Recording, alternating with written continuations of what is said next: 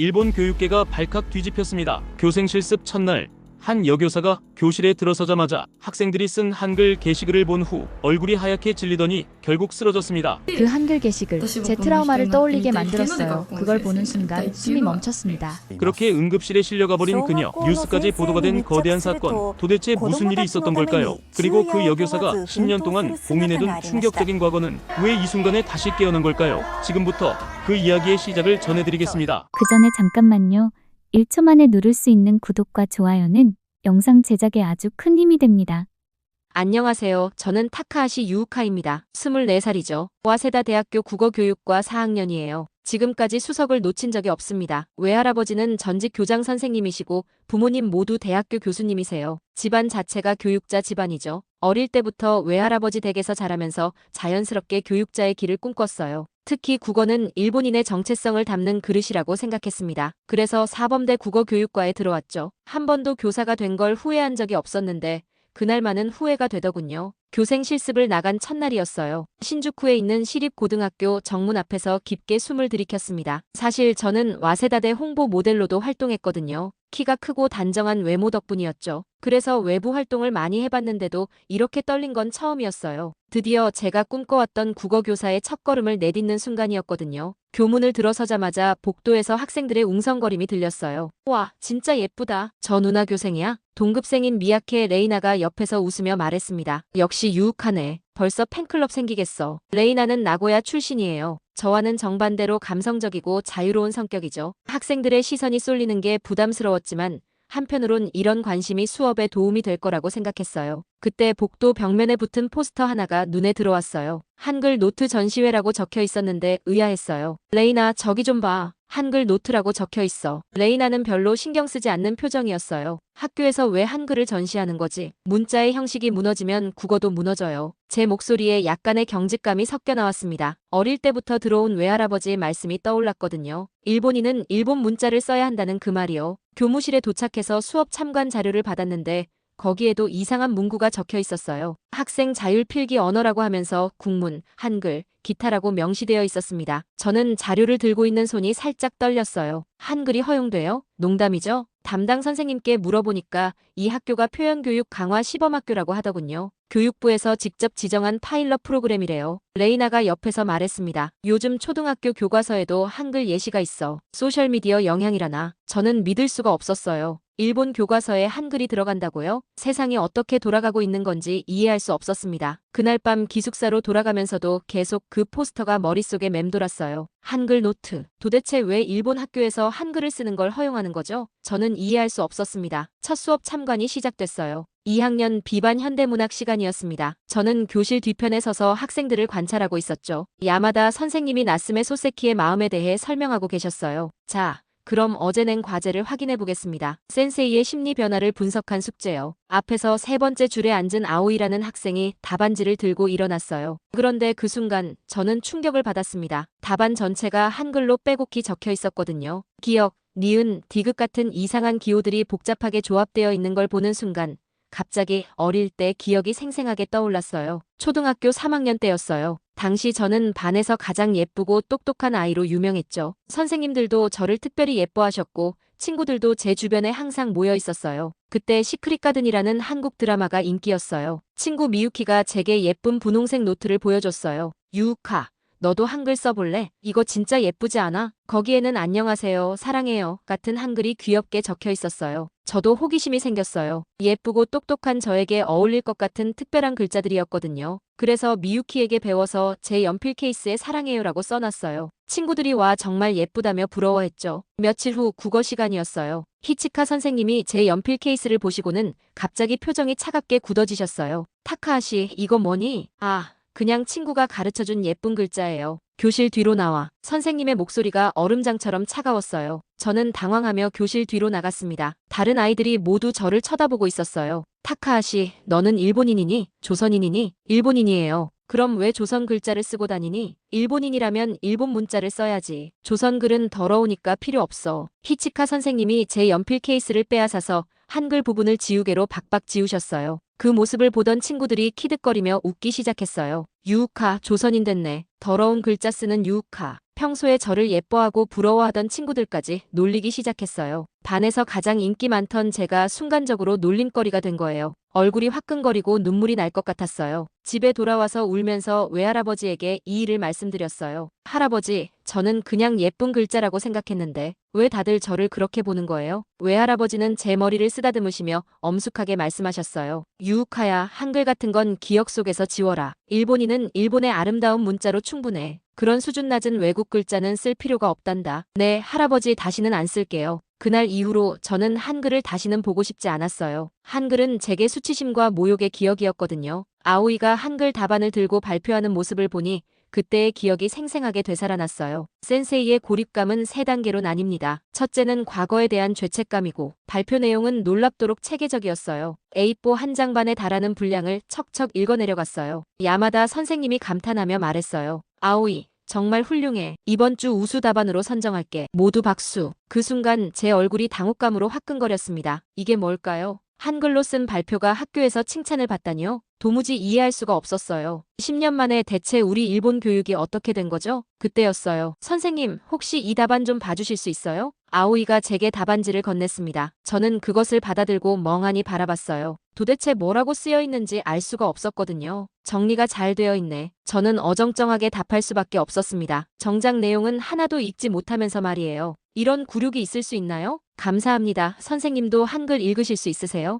아오이의 순진한 질문에 저는 당황했어요. 아, 그게 아직은. 그때 레이나가 옆에서 답안지를 슬쩍 봤어요. 오, 되게 깔끔하게 썼네. 나도 이거 배워볼까? 저는 속에서 화가 치밀어 올랐어요. 쉬는 시간이 되자 다른 학생들도 아오이의 답안을 구경하기 시작했어요. 아오이 진짜 잘 썼다. 나도 한글로 써볼걸. 학생들이 자연스럽게 그 수준 낮은 글자에 대해 이야기하는 모습을 보니 분노가 치솟았습니다. 저는 아오이에게 다가가서 냉정하게 물었어요. 아오이야, 너는 일본인이지? 네, 그런데요? 그럼 왜 외국 문자를 쓰니? 일본어가 우리의 모국 문자인데. 제 목소리에 날카로움이 섞여 나왔어요. 아, 별 뜻은 없어요. 그냥 빨리 쓸 수 있어서. 아오이가 움츠러들면서 대답했어요. 저는 생각했어요. 저 아이도 언젠가는 깨닫게 될 거야. 자신이 얼마나 잘못된 길을 가고 있는지. 그날 저녁 기숙사에서 거울을 보며 머리를 정리하면서 다짐했어요. 어릴 때 당했던 그 수치심을 아오이에게도 느끼게 해줘야겠다고 생각했어요. 그래야 정신을 차릴 테니까요. 다음 날 점심시간, 저는 교무실에서 야마다 선생님과 대화를 나누고 있었어요. 어제 아오이의 한글 답안 때문에 마음이 복잡했거든요. 선생님, 학생이 한글로 답안을 쓰는 걸 어떻게 생각하세요?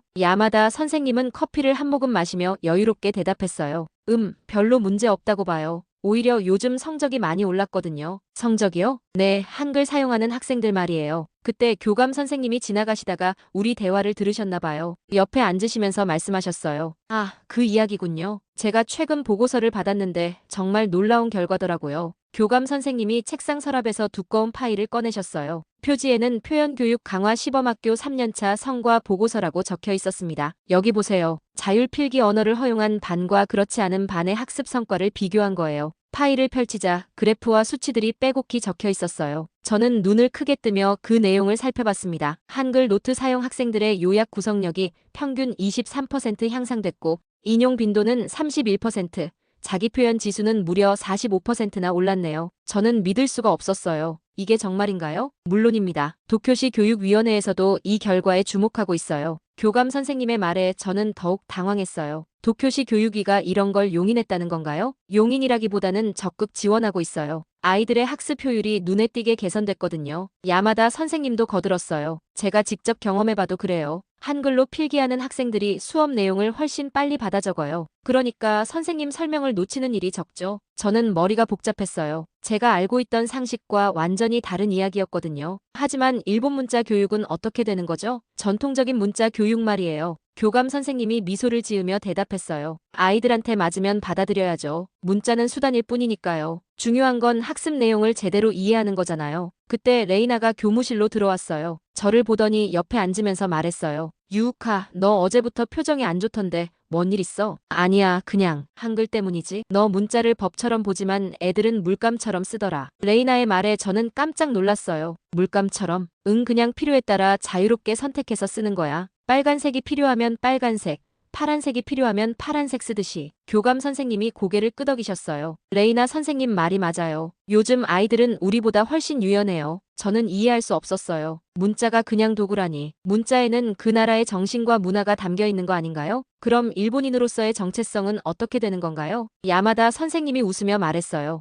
유우카 선생님, 너무 걱정 마세요. 아이들이 일본어를 버리는 게 아니에요. 상황에 맞게 효율적인 도구를 선택하는 거죠. 교감 선생님도 덧붙였어요. 실제로 이 학교 학생들의 일본어 실력도 전혀 떨어지지 않았어요. 오히려 다양한 표현 방법을 익히면서 창의성이 높아졌죠. 저는 그날 오후 내내 혼란스러웠어요. 교무실로 돌아가는 길에 복도에서 학생들의 대화를 들었거든요. 오늘 수학 시험 어떻게 봤어? 한글로 풀이 과정 적으니까 훨씬 빨랐어. 시간이 남아서 검산까지 했다. 진짜? 나도 다음엔 한글로 써볼까? 학생들이 너무 자연스럽게 한글을 받아들이고 있었어요. 마치 제가 이상한 사람인 것처럼 느껴졌습니다. 잠자리에 들면서도 계속 생각이 났어요. 23%, 31%, 45%. 그 수치들이 머릿속에서 맴돌았습니다. 교육위원회까지 인정한 성과 보고서를 본 후에도 저는 마음을 바꿀 수 없었어요. 오히려 더욱 확신이 들었습니다. 제가 직접 학생들에게 올바른 길을 보여줘야겠다고요. 드디어 제 첫 수업 날이 왔어요. 2학년 비반 현대문학 시간이었습니다. 교실에 들어서자 32명의 학생들이 저를 바라봤어요. 안녕하세요, 여러분. 저는 교생 타카하시 유우카입니다. 학생들 사이에서 작은 웅성거림이 들렸어요. 와, 진짜 예쁘다. 모델 같아. 저는 미소를 지으며 칠판에 수업 계획을 적기 시작했어요.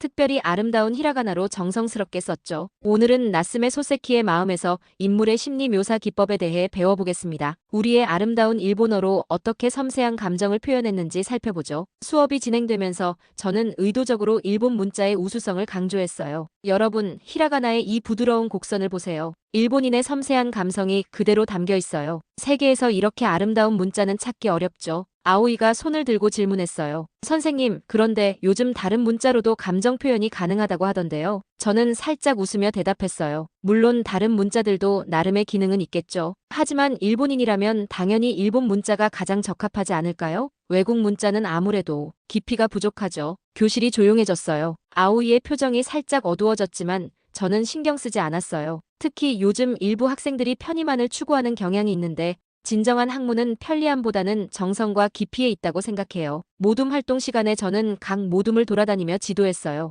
아오이 모둠에 갔을 때 한글 노트가 보였어요.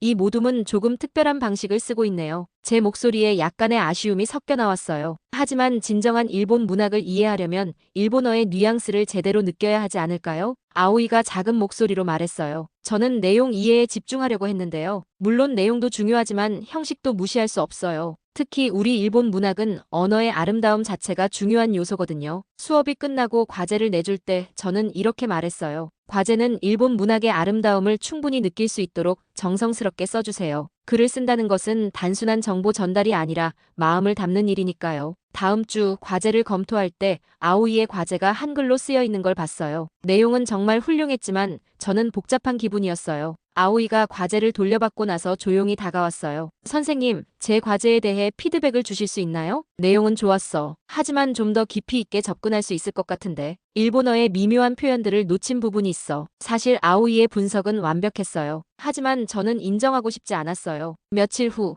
아오이가 교탁 위에 A4 용지 한 장을 올려뒀더군요. 히라가나로 쓴 리포트와 한글로 쓴 리포트 비교 분석표. 내용을 보니 충격적이었어요. 한글 리포트 작성 시간 25분, 논리 구조 명확, 인용 정확성 95%. 히라가나 리포트 작성 시간 47분, 논리 구조 다소 산만, 인용 정확성 78%. 객관적인 수치까지 제시하면서 자신의 주장을 뒷받침한 거예요. 저는 당황스러웠지만 이렇게 말했어요. 빠르다고 좋은 건 아니야. 진정한 학문은 시간을 들여서 천천히 음미하는 거야. 속도만 추구하면 깊이를 잃게 되지. 며칠 후 점심시간 레이나가 다른 교생들과 대화하고 있는 걸 들었어요. 요즘 우리 대학교 교양 수업도 필기 자유 언어 허용한대. 진짜? 어떤 과목? 심리학이랑 사회학. 교수님이 내용 이해가 중요하지 어떤 문자로 쓰느냐는 중요하지 않다고 하시더라. 저는 그 대화를 듣고 참을 수 없었어요. 그건 학문의 타락이야. 언어와 사고는 연결되어 있는데 외국 문자를 쓰면 사고의 깊이도 얕아질 수밖에 없어. 레이나가 저를 보며 말했어요.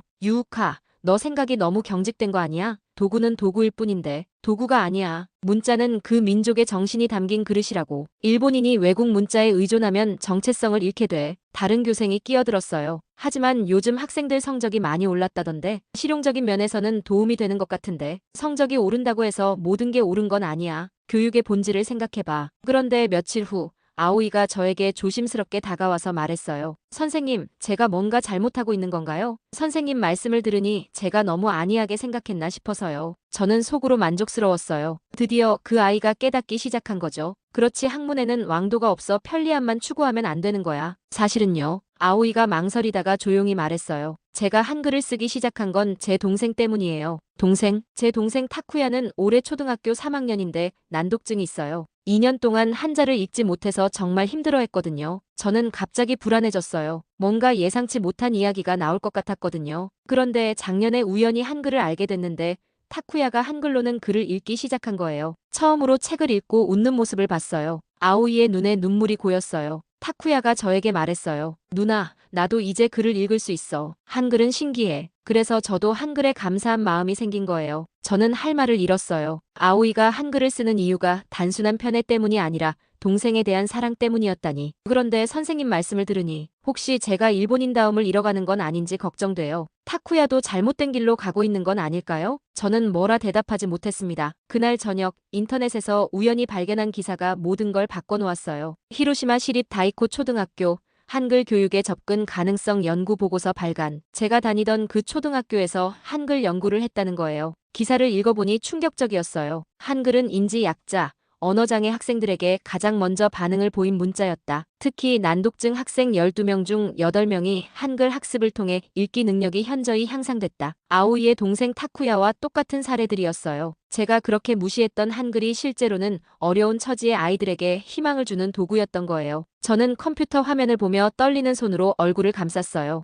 아오이의 순수한 걱정이 떠올랐어요. 제가 의도적으로 만들어낸 그 불안감이 과연 옳은 것이었을까요? 내가 아오이에게 한 말들이 정말 교육이었을까? 처음으로 확신이 완전히 무너졌어요. 어릴 때 히치카 선생님이 저에게 했던 그 말들이 얼마나 잘못되었는지, 그리고 제가 그 편견을 그대로 아오이에게 전해주고 있었다는 걸 깨달았어요. 특히 아오이의 동생을 생각하니 가슴이 아팠어요. 그 아이가 처음으로 글을 읽게 된 기쁨을 제가 잘못된 것으로 만들어버린 건 아닐까요? 아오이의 동생 이야기와 연구 보고서를 본 후 저는 잠을 제대로 이루지 못했어요. 제가 그동안 믿어왔던 모든 것들이 흔들리고 있었거든요. 교생 실습 마지막 수업 날이 왔어요. 2학년 B반 학생들 앞에 서니 마음이 복잡했습니다. 특히 아오이를 바라보니 죄책감이 몰려왔어요. 여러분, 오늘은 마지막 수업이니까 특별한 시간을 가져보려고 해요. 저는 깊게 숨을 들이쉬고 말했어요. 여러분이 스스로 느낀 가장 정확한 언어로 생각을 써보세요. 히라가나든 한글이든 영어든 상관없어요. 교실이 순간 조용해졌어요. 학생들이 서로를 바라보며 당황하는 표정을 지었습니다. 지난 몇 주 동안 제가 했던 말들과는 완전히 다른 모습이었거든요. 선생님, 정말 아무 언어로 써도 되는 거예요? 한 학생이 조심스럽게 물었어요. 네, 정말이에요. 여러분의 진솔한 마음을 표현하는 게 가장 중요해요. 아오이가 놀란 표정으로 저를 바라봤어요. 그 눈빛에는 의외라는 감정과 함께 희망이 섞여 있었어요. 학생들이 각자 노트를 펼치기 시작했어요. 어떤 학생은 히라가나로,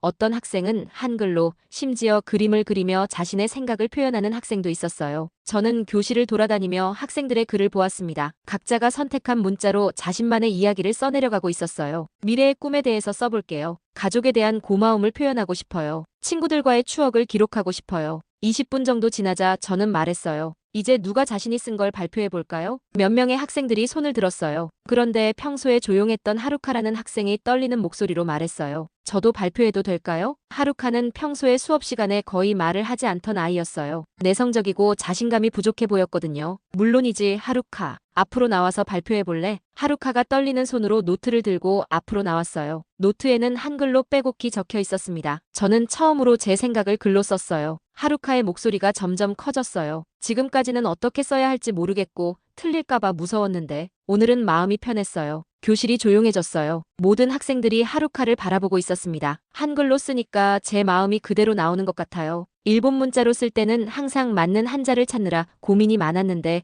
한글은 소리 나는 대로 쓰면 되니까 생각이 막히지 않아요. 하루카가 자신의 글을 읽기 시작했어요. 나는 하루카입니다. 나는 항상 조용했지만 마음속에는 많은 이야기가 있습니다. 오늘 처음으로 내 마음을 자유롭게 썼습니다. 이렇게 쓸 수 있다는 게 신기하고 기뻐요. 하루카의 눈에 눈물이 고였어요. 선생님, 저 정말로 제 생각을 썼어요. 처음이에요. 그 순간 저는 숨이 멎는 것 같았어요. 하루카가 처음으로 자신의 생각을 글로 표현했다는 거예요. 그것도 한글로 말이에요. 다른 학생들이 박수를 치기 시작했어요. 하루카 대단해. 나도 그런 기분 알겠어. 아오이도 감동받은 표정으로 하루카를 바라보고 있었어요. 저는 처음으로 학생의 눈을 제대로 바라보며 고개를 숙였습니다. 지금까지 제가 얼마나 잘못 생각하고 있었는지 깨달았거든요. 하루카야, 정말 훌륭해. 내가 용기를 내서 발표해줘서 고마워. 이후 저는 완전히 변했어요. 지금까지 제가 얼마나 오만했는지, 얼마나 편협했는지 깨달았거든요. 교생 실습이 모두 끝나고 마지막 날이 왔어요. 교생 일지를 작성하면서 저는 마지막 문장을 이렇게 적었습니다. 내가 가르친 건 국어였지만 아이들은 나에게 언어란 무엇인지 알려줬다. 펜을 놓고 한참을 생각했어요. 정말 그랬어요. 제가 학생들에게 뭔가를 가르쳐 주려고 했지만 실제로는 학생들이 저에게 더 많은 걸 가르쳐줬어요. 레이나가 옆에서 제 일지를 보더니 장난스럽게 말했어요. 히라가나 여왕도 결국 뱉기네. 저는 한참을 웃은 뒤 대답했어요. 한글을 쓰면 바보 같다고 생각했는데 내가 더 바보였어. 유우카, 내가 이렇게 변할 줄 몰랐어. 처음엔 정말 꽉 막혀 있었는데 나도 몰랐어. 내가 이렇게 편견에 사로잡혀 있었는지. 그때 아오이가 저에게 다가와서 하얀 쪽지 하나를 건넸어요. 선생님, 이거 드릴게요. 쪽지를 펼쳐보니 딱 한 줄이 한글로 적혀 있었어요. 고마워요. 선생님은 우리 표현의 친구였어요. 그 순간 눈물이 핑 돌았어요. 제가 그 아이에게 그렇게 상처를 줬는데 아오이는 저를 친구라고 불러주고 있었어요. 아오이야, 선생님이 미안해. 너에게 많이 상처 줬지? 괜찮아요. 선생님도 고민이 많으셨을 거예요. 마지막 수업 때 정말 감동받았어요. 타쿠야는 어때? 여전히 한글로 책 읽고 있어? 아오이의 얼굴이 환해졌어요. 네, 어제도 동화책 한 권을 다 읽었어요. 저에게 자랑하면서 정말 기뻐했어요. 저는 정말 다행이라고 생각했어요. 제가 아오이에게 한 말들이 타쿠야에게까지 영향을 주지 않아서 말이에요. 교무실에서 마지막 인사를 나눌 때 야마다 선생님이 말씀하셨어요. 유우카 선생님, 마지막 수업 정말 인상적이었어요. 하루카가 그렇게 적극적으로 나서는 걸 처음 봤거든요. 아, 그랬나요? 네. 그 아이가 작년까지만 해도 수업 시간에 한마디도 안 했었어요. 자신감이 정말 없었거든요. 교감 선생님도 거들어주셨어요. 하루카 어머니가 연락 주셨어요. 딸이 집에 가서 처음으로 학교 이야기를 신나게 했다고요. 자기가 발표했다고 자랑하더래요. 저는 가슴이 뭉클했어요. 제가 마지막에 한 일이 하루카에게 그렇게 큰 의미였다니. 기숙사로 돌아가는 길에 저는 벽에 붙은 표현 노트 전시회 포스터를 다시 봤어요. 마지막 날이라고 적혀 있었어요. 처음 봤을 때는 그 한글 노트라는 문구가 그렇게 거슬렸는데 이제는 전혀 다르게 느껴졌어요. 이제는 그 글자들이 참 단정해 보이네. 혼잣말을 하며 포스터를 바라봤어요. 한글로 쓰인 학생들의 작품들이 정말 아름답게 보였어요. 오늘의 이야기 어떻게 들으셨나요? 시원 매거진은 앞으로도 한국의 힘이 느껴지는 다양한 이야기로 찾아오겠습니다. 좋아요와 구독은 그 여정에 아주 큰 힘이 됩니다. 감사합니다.